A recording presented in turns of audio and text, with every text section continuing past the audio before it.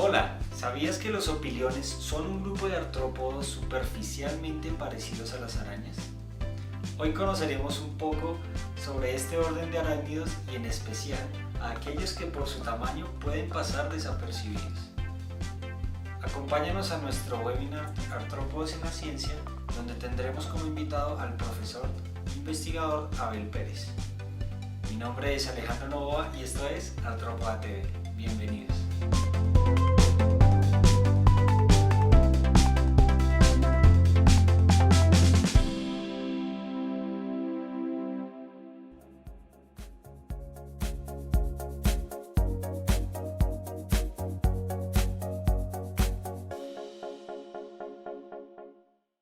Primero, antes de empezar, los felicito a los organizadores y a la Universidad Nacional de Colombia por esta feliz iniciativa, justo homenaje y digno homenaje al Día Internacional de la Biodiversidad.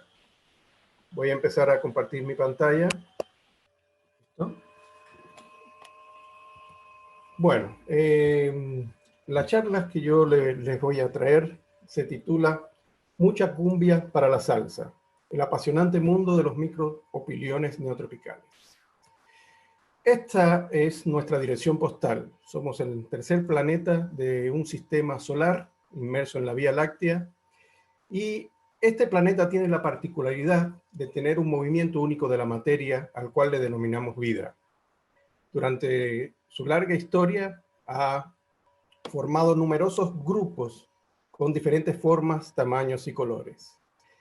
Claro que a la preferencia de un grupo en particular tiene sus estrellas habituales, lo que llamamos intencionalmente como el sesgo de la megafauna. Pero en realidad este mundo es dominado por un grupo que se llama artrópodos, que es el que concentra la mayor diversidad de todas las formas vivientes de este planeta.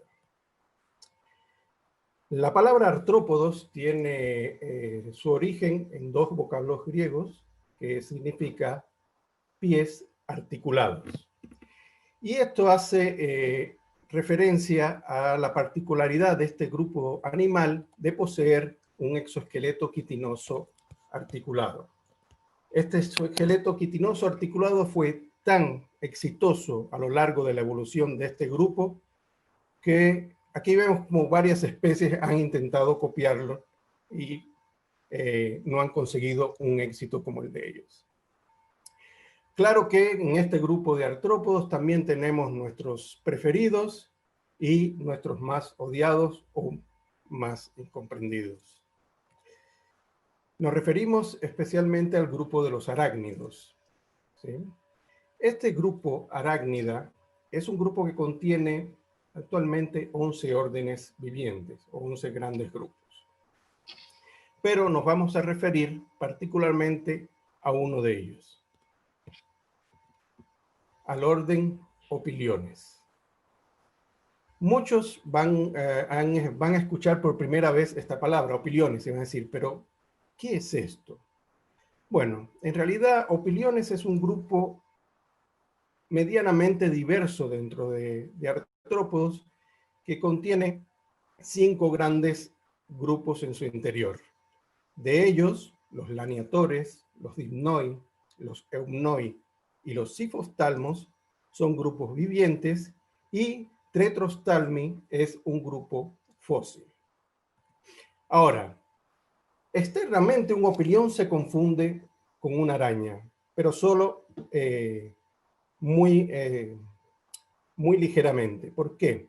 Porque si lo miramos bien y con detalle, tenemos que los opiliones no tienen apéndices modificados por donde sale el famoso hilo de seda de las arañas, o sea, no tejen telas.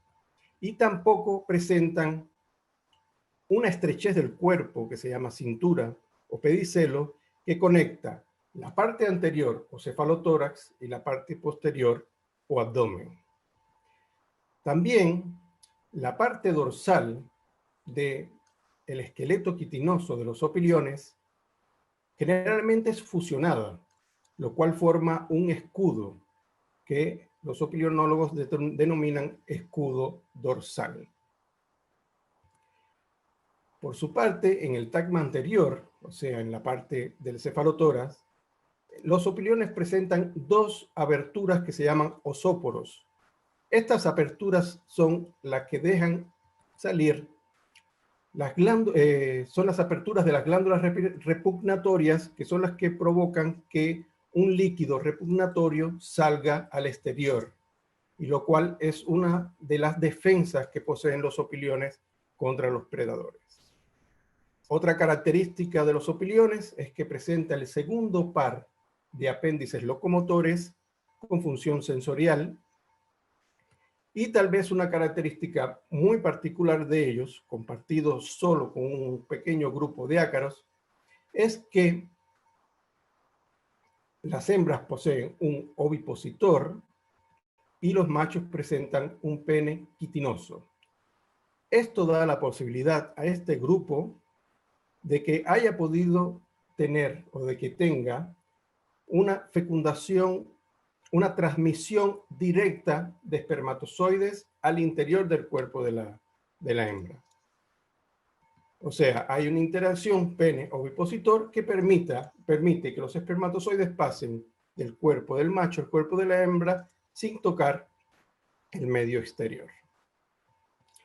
Ahora bien, estos opiliones son en algunos grupos muy lindos y vistosos y también muy grandes. Les recomiendo las dos charlas de mis colegas y amigos Miguel Medrano y Andrés García, hoy el viernes a las 3:35 y el sábado a las 16:15, que seguramente le van a hablar un poco más sobre grupos muy vistosos de opiliones.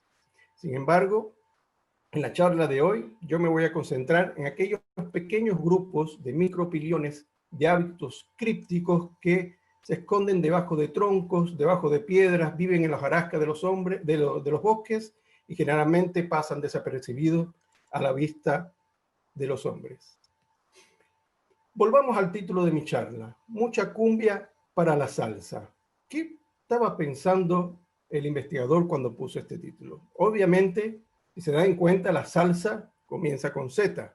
O sea, ¿qué salsa es esa y cómo un cubano puede decir salsa con Z? Eso es imperdonable. Para hacer esta historia, tendremos que remitirnos a un investigador alemán, Carl Friedrich Reber, que fue el que más investigó este grupo de opiliones.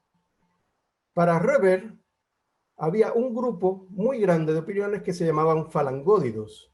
Todos eran pequeños, tenían más o menos la misma apariencia y vivían en la hojarasca con hábitos crípticos. Pero ¿qué pasó?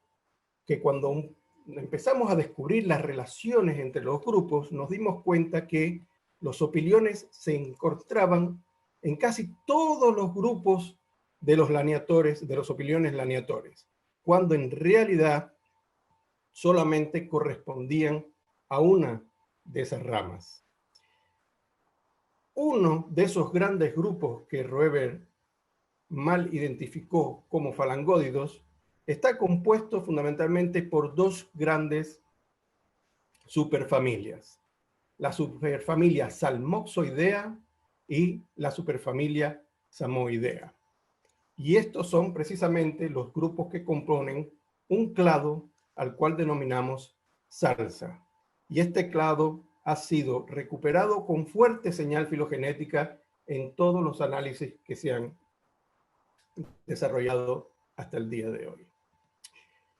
Muy rápidamente les voy a mostrar quiénes componen el clado salsa.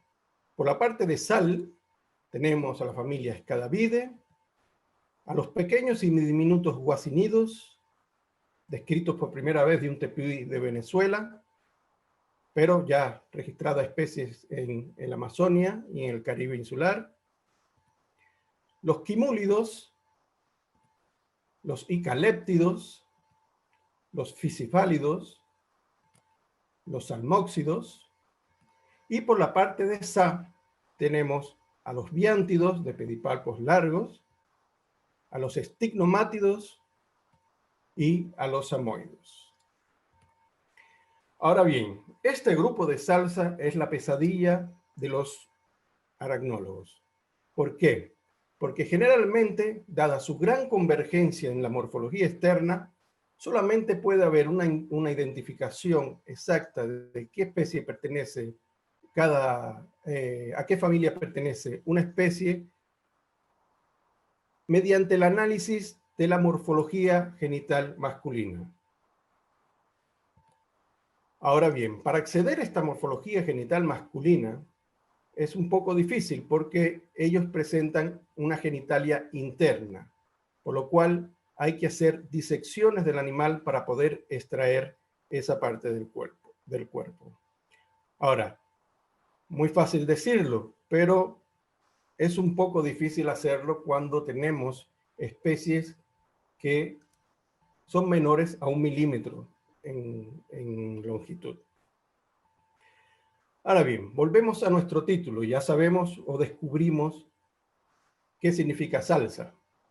Ahora, ¿por qué cumbia? Y bueno, en este caso cumbia sí hace referencia a la linda tierra de Colombia. Pero ¿por qué queremos hacer especial referencia a la linda tierra de Colombia? Y precisamente por su extraordinaria biodiversidad. Esa extraordinaria biodiversidad es fundamental para poder entender en términos de magnitud qué tamaño puede tener el clado salsa. Hace algunos años nosotros comenzamos la revisión sistemática de Samoidea, de la segunda parte de este clado.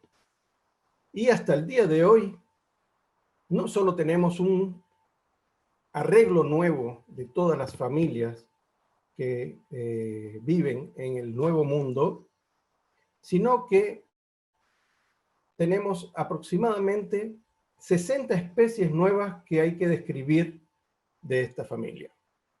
Y eso solamente con los materiales que hemos tenido a nuestro alcance. O sea, sabemos que numerosas colecciones, sobre todo colecciones de los países latinoamericanos, contienen muchas especies todavía por describir. Para poner solamente unos ejemplos, voy a poner uno de mis ejemplos favoritos, que es la familia Stignomatidae, porque con esta familia yo realicé mi tesis doctoral hace poco tiempo, solamente en el 2006. Cuando yo realicé mi tesis doctoral, solamente teníamos para Colombia 3 especies. Una de ellas muy importante porque era la especie tipo del género, que es el género tipo de la familia. O sea, para poder hablar de que es un Stignomatidae, sencillamente tenemos que ir a la patria de la cumbia. Ahora bien, en contacto con el profesor Flores y sus alumnos, hemos tenido la información de que no son 3 especies. O sea, hay más de 20 morfoespecies depositadas en las colecciones de Colombia que todavía esperan por ser descritas, y como podemos apreciar en este mapa, hay numerosas áreas de Colombia que todavía no han sido exploradas y que su fauna de Stignomátidos no ha sido descubierta. O sea, aquí podemos ver la potencialidad que tiene este grupo para aportar nuevas especies de este clado. Otro ejemplo muy querido es el de los Icaléptidos. Es una familia que describimos porque tenía una forma muy peculiar de su cuarto par de patas, que parecía como la disposición perpendicular de las patas de una pulga, y una morfología genital muy particular.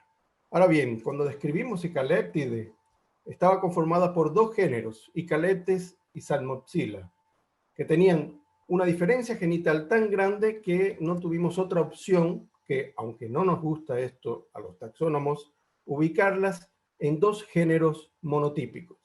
Bien, hasta el día de hoy, Icaleptes sigue siendo un género monotípico colectado solamente en la Sierra Nevada de Santa Marta. Con un trabajo en colaboración con Natalia de Moya y el profesor Neís José Martínez de la Universidad del Atlántico, en la propia Sierra Nevada de Santa Marta descubrimos una segunda especie de Icaléptide. O sea, este género ya deja de ser monotípico. y es una especie muy notable, o sea, no es que sea una especie, es una especie que no deja duda de que es una segunda especie de Icaléptido. Tiene una morfología muy particular e inclusive un dimorfismo sexual en la coxa 4 que no ha sido descrito nunca para los opiliones y que provoca que la salida de la genitalia masculina sea longitudinal, o sea, paralela al cuerpo del opilión. Es una especie muy particular que esperamos poder describir en breve. Pero para mayor sorpresa, o sea, todo quedaba en casa de la cumbia. Seguía siendo la Sierra Nevada de Santa Marta la cuna de los icaléptidos. Pero recientemente, en un trabajo en colaboración con Arlí Ayala y Diana Silva de la Universidad Nacional Mayor de San Marco en Perú, pudimos conseguir más ejemplares de Icaleptes, o sea, una nueva especie de Icaleptes para la zona de Perú. Esto quiere decir que a lo largo de los Andes, entre la Sierra Nevada de Santa Marta y el Perú, todavía podemos tener numerosas especies de Icaleptes por describir. Y eso me puso muy contento porque en realidad no me gustan los géneros monotípicos. Ahora bien, ¿qué tenemos también con la tierra de la cumbia? Tenemos que debido a la posición geográfica y a la compleja historia geoclimática de Colombia, este lugar del planeta es clave para poder entender la evolución y la biogeografía histórica del clado salsa. Probablemente sea el más importante de todas las regiones del planeta. ¿Por qué? Y bueno, porque la posición de Colombia, unida a la antigüedad de este grupo de animales, va a permitir que su fauna de opiliones o de micropiliones del clado salsa puedan darnos algunas pistas sobre cómo ocurrieron dos eventos importantísimos en la biogeografía neotropical.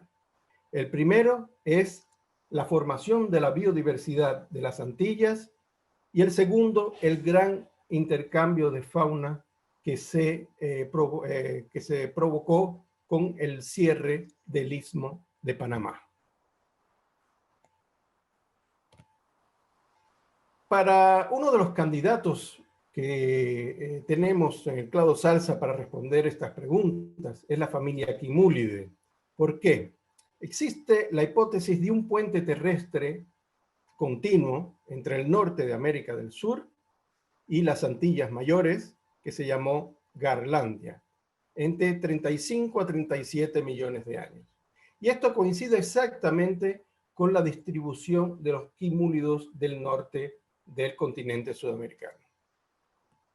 Tenemos las especies de Minua, de Venezuela, y tenemos también lo que parecería corresponder al posterior fraccionamiento de este puente, o sea, cuando se separó la parte continua de Cuba de La Española y Puerto Rico. Actualmente tenemos Minua, Químula y Metaquímula, que parece corresponder históricamente con este fenómeno que plantean los geólogos. Los primeros datos genéticos ya los tenemos y por el momento tenemos que sí existe una fuerte señal genética que corresponde a especiaciones en cada una de las islas del Caribe. Eso es un panorama muy promisor. Y también tenemos que nuestra última filogenia datada, o sea que incluye más o menos la fecha en que los grandes grupos se han ido formando, coincide más o menos con la fecha de 37 a 40 millones de años para la existencia del ancestral común entre especies continentales y especies antillanas de quimúlidos. O sea, es un panorama bastante alentador y lo que necesitamos es tener mucha más información, sobre todo de los quimúlidos continentales, para poder entender cómo ocurrió su evolución y su biogeografía histórica con respecto al poblamiento de las Antillas. una buena noticia es que recientemente mis colegas de Brasil, del Museo Nacional de la Universidad Federal de Río de Janeiro, Adriano Curi, Andrés García y Miguel Ángel Medrano, describieron un nuevo género de quimúlidos para Colombia, Usatama. Y otra buena noticia es que la colaboración con la Universidad del Atlántico y la Universidad de La Guajira ha permitido recopilar o colectar especies de lo que parece ser otro nuevo género de quimúlidos, ¿sí?, en La Guajira y también en la Sierra Nevada de Santa Marta. Estos taxones van a ser claves para poder entender realmente cómo ocurrió esa historia común entre el norte del continente sudamericano y las Antillas. Otra cuestión muy interesante es que entre todos esos materiales recolectados de la Sierra Nevada de Santa Marta, apareció un samoido al cual no se puede ubicar en ninguno de los géneros conocidos. Es decir, un nuevo género que solamente tiene ejemplares similares en especies no descritas del centro de Cuba y de Haití. O sea, la Sierra Nevada de Santa Marta es un núcleo importantísimo para poder entender la evolución del clado salsa. Y por último, quiero expresarles que también para el cierre del istmo parece ser muy importante los representantes colombianos de salsa como los estigmátidos. Por ejemplo, tenemos que parece ser que los clados más derivados de Stignomatidae reflejan exactamente la dispersión que tuvo esta familia cuando se cerró el istmo de Panamá. Y se puede ver inclusive la evolución morfológica que sufrieron de los clados de las especies más basales hasta las más derivadas en el sentido de intrusión de Colombia hacia Centroamérica.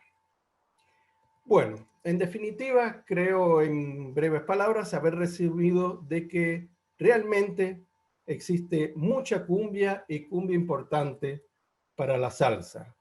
Ahora, como cubano también les digo que están cordialmente invitados a bailar con salsa, pues hay mucha música para todas y todos y mucho por conocer y estudiar de esta maravillosa biodiversidad neotropical. Muchas gracias a todos.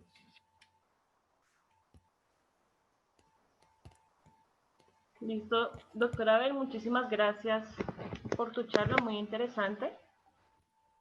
Vamos a dar tiempo solamente para una pregunta corta, por favor.